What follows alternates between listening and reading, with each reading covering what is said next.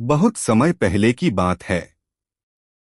भारत की पवित्र भूमि पर गौतम बुद्ध अपने शिष्यों के साथ भ्रमण कर रहे थे। जहां भी वे जाते, लोग शांति अनुभव करते थे। उनका चेहरा शांत रहता, उनकी आंखों में करुणा होती और उनके शब्दों में गहराई। एक दिन बुद्ध अपने प्रमुख शिष्य के साथ एक छोटे से गांव की ओर बढ़ रहे थे। रास्ता धूल भरा था, सूरज ढलने की ओर था और वातावरण में एक अजीब सा सन्नाटा था। अचानक एक व्यक्ति तेज कदमों से उनकी ओर आया। उसका चेहरा क्रोध से भरा था, आंखों में घृणा और शब्दों में जहर।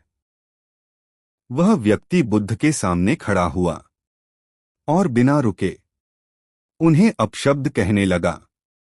उसने बुद्ध के जीवन, उनकी शिक्षाओं और उनके मार्ग पर सवाल उठाए। शब्द कठोर थे, स्वर ऊंचा था, लेकिन बुद्ध बिल्कुल शांत खड़े रहे।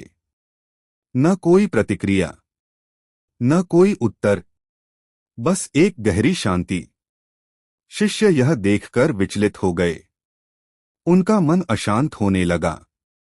एक शिष्य से रहा नहीं गया। उसने आगे बढ़कर कहा, भगवान, यह व्यक्ति आपका अपमान कर रहा है। आप चुप क्यों हैं? बुद्ध ने शिष्य की ओर देखा।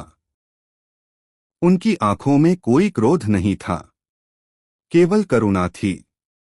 बुद्ध ने शांत स्वर में कहा, बताओ, अगर कोई व्यक्ति तुम्हें कोई उपहार दे और तुम उसे स्वीकार न करो, तो वह उपहार किसका रहेगा? शिष्य ने थोड़ी देर सोचा और बोला, उस व्यक्ति का जिसने दिया है। बुद्ध मुस्कुराए। उन्होंने आगे कहा, ठीक उसी प्रकार यह व्यक्ति मुझे क्रोध दे रहा है, लेकिन मैंने उसे स्वीकार नहीं किया, इसलिए उसका क्रोध उसी के पास रह गया।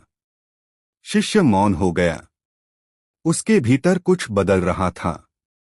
बुद्ध ने आगे कहा, दुनिया में लोग तुम्हें बहुत कुछ कहेंगे। कुछ तुम्हारी प्रशंसा करेंगे, कुछ तुम्हारा अपमान करेंगे, लेकिन यह तुम्हारे हाथ में है कि तुम क्या स्वीकार करते हो और क्या नहीं। यदि तुम हर शब्द को अपने मन में स्थान दोगे, तो तुम्हारा मन कभी शांत नहीं हो पाएगा। शिष्य ने धीरे से पूछा, लेकिन गुरुजी, क्रोध आने पर हम स्वयं को कैसे रोकें?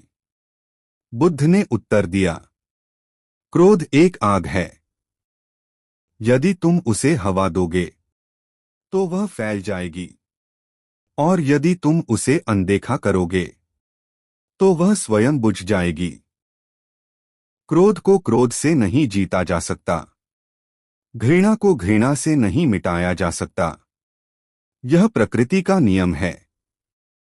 वे कुछ दूरी आगे चले। रास्ते में पेड़ थे, पक्षियों की आवाज थी और वातावरण शांत हो चला था। बुद्ध बोले, जो व्यक्ति दूसरों के शब्दों से अपने मन को नियंत्रित होने देता है, वह स्वयं को दूसरों का गुलाम बना लेता है। लेकिन जो व्यक्ति अपने मन पर नियंत्रण पाले, वह संसार में रहते हुए भी स्वतंत्र होता है। शिष्य के चेहरे पर एक नई समझ झलकने लगी। उसने कहा, तो गुरुजी, सच्ची शक्ति मौन में है? बुद्ध मुस्कुराए और बोले, हाँ, मौन में शक्ति है, धैर्य में शक्ति है, और करुणा में सबसे बड़ी शक्ति है। वे एक वृक्ष के नीचे रुके। बुद्ध वहीं बैठ गए। शिष्य भी उनके पास बैठ गया। कुछ क्षणों तक कोई कुछ नहीं बोला। केवल हवा की सरसराहट थी।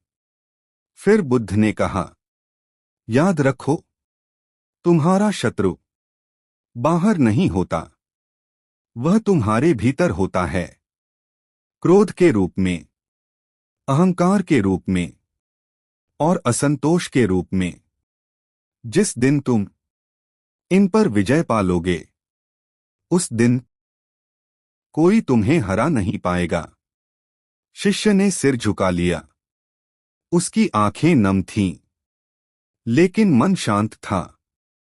उस दिन शिष्य ने केवल एक शिक्षा नहीं सीखी, उसने जीवन को नए दृष्टिकोण से देखना सीखा। बुद्ध उठे और आगे बढ़ गए। पीछे रह गया एक शांत शिष्य और एक गहरी सीख कि क्रोध का उत्तर मौन है और शांति बाहर नहीं, भीतर